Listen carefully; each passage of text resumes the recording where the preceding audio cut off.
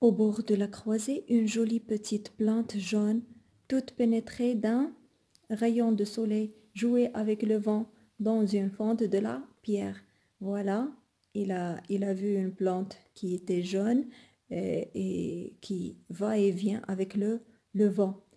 Comment une idée sinistre, c'est-à-dire l'idée de mort, aurait-elle pu poindre parmi tant de gracieuses sensations, c'est-à-dire tout ce qui lui entoure lui a annoncé la joie, la vie, le bonheur, l'espoir. Il ne pouvait pas croire que dans ces circonstances-là, on va lui annoncer une sinistre idée ou bien une réalité qui est affreuse ou bien une déclaration, en fait, le procès. Il n'attendait pas que on va lui donner l'arrêt de mort. Inondé dans l'air, inondé d'air et de soleil, il me fut impossible de penser ici. Il fait la description de son état, lui, de son état. Regardez, inondé d'air et de soleil. Comment il était? Il était inondé d'air et de soleil. Ça, c'est quoi? Quelle est cette figure de style-là? C'est l'hyperbole, l'exagération. Comme lorsque je dis « je meurs de faim ». Est-ce que je meurs vraiment? Ici, il est inondé de quoi? Inondé d'air et de soleil. On a dit donc c'est l'hyperbole ou bien l'exagération. Il me fut impossible de penser à autre chose qu'à la liberté. Parce qu'il était inondé d'air et de soleil, il n'a pas pu penser à autre chose qu'à la liberté. L'espérance vint rayonner en moi comme le jour autour de moi. C'est-à-dire, il attendait que ce qui l'entoure se reflète aussi on va dire, sur ce qui va lui attendre, sur la sentence en fait. Et confiant, c'est-à-dire, il était confiant, j'attendis ma sentence comme on attend la délivrance et la vie. Cependant, voilà la concession. Cependant, mon avocat arriva. On l'attendait. Qu'est-ce qu'on attendait? On attendait l'avocat. Donc l'avocat, l'avocat arrive en retard. Mon avocat arriva, on l'attendait, il venait de déjeuner. Il venait de déjeuner copieusement et de bon appétit. Parvenu à sa place, il se pencha vers moi avec un sourire. J'espère, me dit-il. N'est-ce pas? Répondis-je, léger et souriant aussi. Oui, reprit-il, je ne sais rien encore de leur déclaration, mais ils auront sans doute écarté la préméditation, et alors ce ne sera que les travaux forcés à perpétuité. Donc ici, l'avocat lui dit ce qu'il pense lui. Il pense qu'ils vont lui donner les travaux forcés à perpétuité. Que dites-vous là? Monsieur, que dites-vous là, monsieur? Répliquai-je. C'est-à-dire, il répond comme ça. Répliquai-je, indigné, plutôt 100 fois la mort. C'est-à-dire, avant d'être condamné à mort, il a pensé que le fait d'avoir la condamnation à mort, c'est mieux que d'avoir les travaux forcés à perpétuité. Donc, lui, il préférait le fait d'être condamné à mort. Oui, la mort. Et d'ailleurs, me répétait, je ne sais quelle voix intérieure. C'est pas lui qui répète, c'est une voix intérieure à lui qui lui répétait, parce qu'il y a ici avec le verbe répéter à l'imparfait, à la troisième personne du singulier. Répéter une voix intérieure. D'accord? Donc, et d'ailleurs, me répéter je ne sais quelle voix intérieure. Il lui répétait quoi? Il lui répétait oui, la mort. D'accord? Qu'est-ce que je risque à dire cela? A-t-on jamais prononcé sentence de mort autrement qu'à minuit, au flambeau, dans une salle sombre et noire, et par une froide nuit de pluie d'hiver? Ça, c'est une question rhétorique ou bien une question à laquelle il répond sans réponse, sans dire la réponse, c'est-à-dire lui, il éloignait le fait que qu'on va lui donner la condamnation à mort parce que toutes les circonstances lui annonçaient la vie, lui annonçaient la liberté, parce qu'il ne pouvait pas croire que la mort va être donnée dans ces circonstances qui sont favorables. Lui, il pensait que pour donner la condamnation à mort, il doit y avoir, le temps doit être minuit. Il faut qu'il y ait des flambeaux et non pas le soleil. Une salle sombre et non pas une salle sombre et noire et non pas éclairée. Par une froide nuit et non pas un jour qui est ensoleillé. Une froide nuit de pluie et d'hiver. D'accord? Et non pas d'août en plein été. Mais au mois d'août, à 8 heures du matin, un si beau jour, c'est bon juré. C'est impossible. Donc pour lui, il est impossible, avec ces conditions-là, avec ces circonstances, qu'on lui donne la mort. Et mes yeux revenaient se fixer sur la jolie fleur jaune au soleil, c'est-à-dire il est toujours attaché à la vie, il est toujours attaché au bonheur, il est toujours attaché à l'espoir. Avec cette description-là, il revient, donc il ne veut pas voir tout cela, il veut voir la vie, il veut voir la jolie fleur jaune au soleil. Tout à coup, le président qui n'attendait que l'avocat, c'est-à-dire le président, il attendait l'avocat qui venait en retard, m'invita à me lever. La troupe porta les armes comme par un mouvement électrique, c'est la comparaison. Toute l'assemblée, donc le paragraphe précédent, il est plein d'antithèses, vous pouvez les chercher. On a dit ici, comme par un mouvement électrique, toute l'assemblée fut debout au même instant. Une figure insignifiante et nulle, placée à une table au-dessous du tribunal, c'était, je pense, le greffier, prit la parole et lut le verdict que les jurés avaient prononcé. En mon absence, une sueur froide sortit de tous mes membres. Je m'appuyais au mur pour ne pas tomber. Donc là, c'est le moment fatidique qui est venu. Avocat, avez-vous quelque chose à dire sur l'application de la peine? Demanda le président. J'aurais eu, moi, tout à dire, mais rien ne me vint à ma langue resta collée à mon palais. Le palais, c'est la partie supérieure. Lorsqu'on a la bouche ouverte, c'est la partie là où se colle la langue lorsque la bouche est fermée.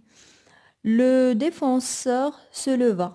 Donc là, ça montre qu'il est perturbé et qu'il ne peut pas parler.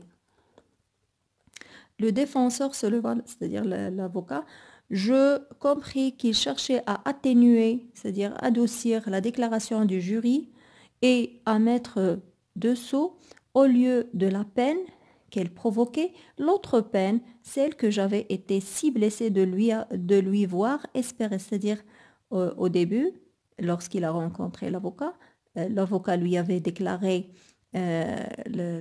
qu'il cherchait ou bien il espérait qu'on lui donne les travaux forcés à perpétuité, mais lui, il était si blessé de cette déclaration-là, il était si blessé de cette idée, donc il a vu que l'avocat était en train de chercher qu'on lui donne cette peine-là, mais lui, comment il était? Donc on a dit ici, je compris qu'il cherchait un. Il fallut que l'indignation fût bien forte pour se faire jour à travers des mille émotions qui se disputaient Donc, à mettre dessous. Il fallut que l'indignation fût bien forte pour se faire jour à travers les 1000 émotions et que les émotions qui se disputaient ma pensée. Je voulus répéter à haute voix ce que je lui avais déjà dit. C'est-à-dire, il est toujours là en train de dire que la condamnation à mort est beaucoup mieux que la condamnation à mort est beaucoup mieux que les travaux forcés à perpétuité, c'est-à-dire toute la vie. Plutôt 100 fois la mort, mais l'haleine me manqua, c'est-à-dire il n'a pas pu parler. Et je ne peux que l'arrêter, qu'arrêter, c'est-à-dire rudement par le bras, c'est-à-dire il n'a pas pu parler à l'avocat ni à personne, mais il a touché rudement le bras de l'avocat en criant avec une force convulsive non, c'est-à-dire il ne veut pas les travaux forcés. En ce moment-là, c'est-à-dire avant d'être condamné à mort, c'est ça ce qu'il pensait. Il pensait, mais lorsqu'on est dans la situation d'un condamné à mort, c'est là où on est vraiment face à face à la mort. Ce n'est pas facile de savoir que l'on va mourir, d'accord? Bien sûr, on va tous mourir, mais lorsque la mort ou bien cette date est précise, cela devient effrayant. Le procureur général combattit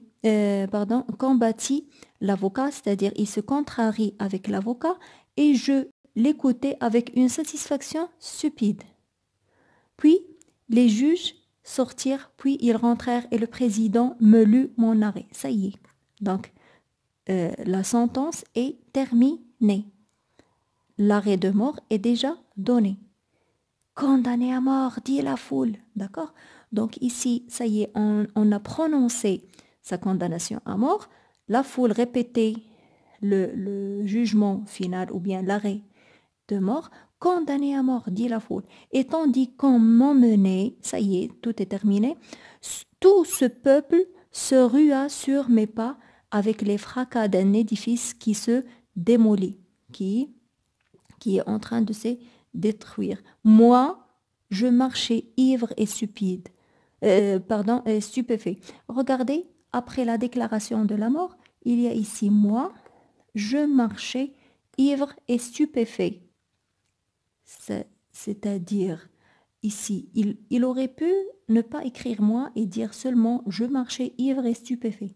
Il insiste ici par ce diététique qui est le pronom personnel moi par rapport à je, d'accord?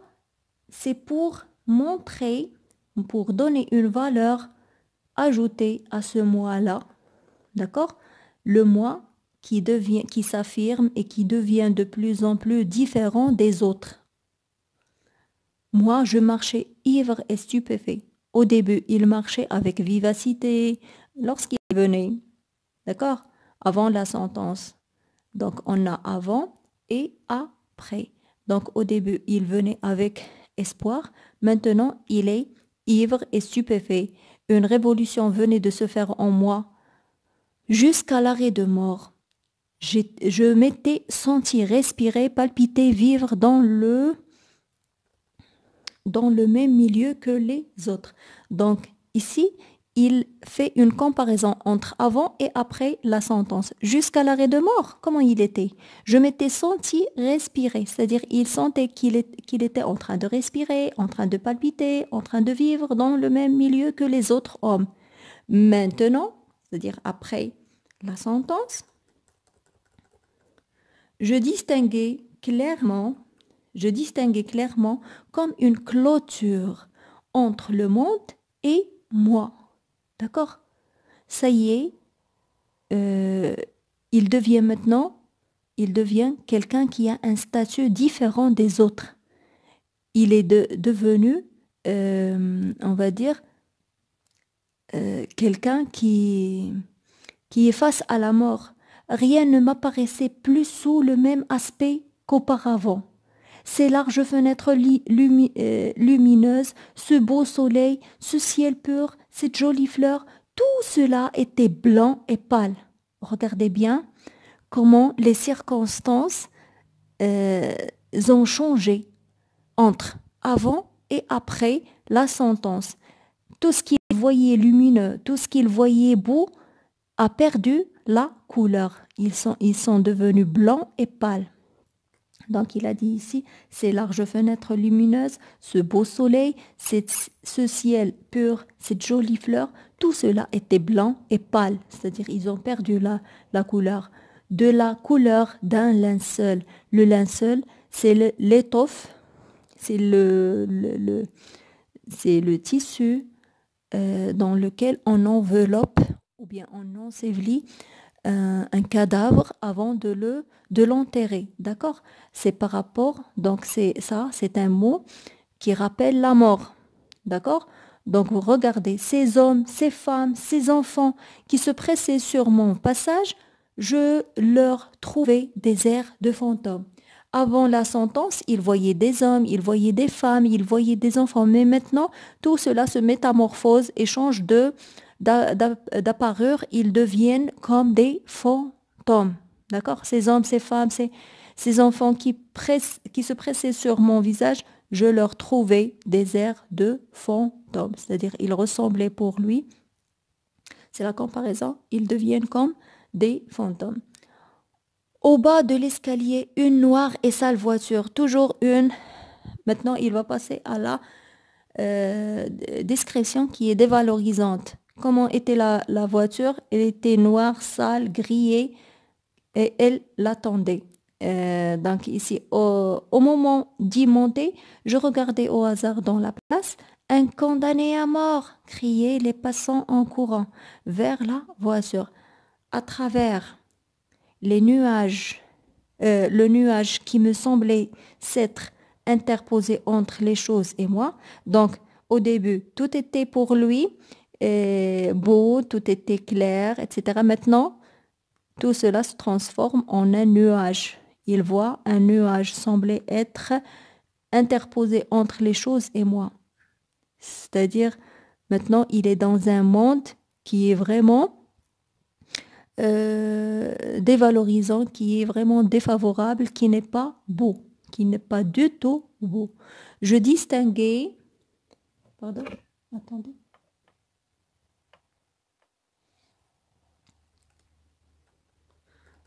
Je distinguais deux jeunes filles qui me suivaient avec des yeux avides.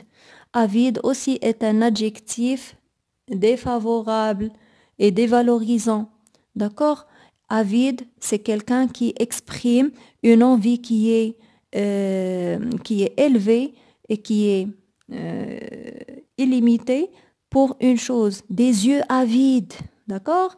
Ils ont des yeux avides. Ce n'est pas des yeux brillants, des yeux d'eau ou bien... Non, ce sont des yeux avides. Avides, c'est-à-dire pour voir le sang, pour voir ce monsieur-là qui sera condamné. Bon, dit la plus jeune en battant des mains. Ce sera dans 6 semaines. C'est-à-dire après la sentence, on passe 6 semaines et puis ça y est, c'est l'exécution, c'est la mort. Donc, si vous le permettez, vous allez prendre une feuille comme ça. Vous allez la séparer en deux.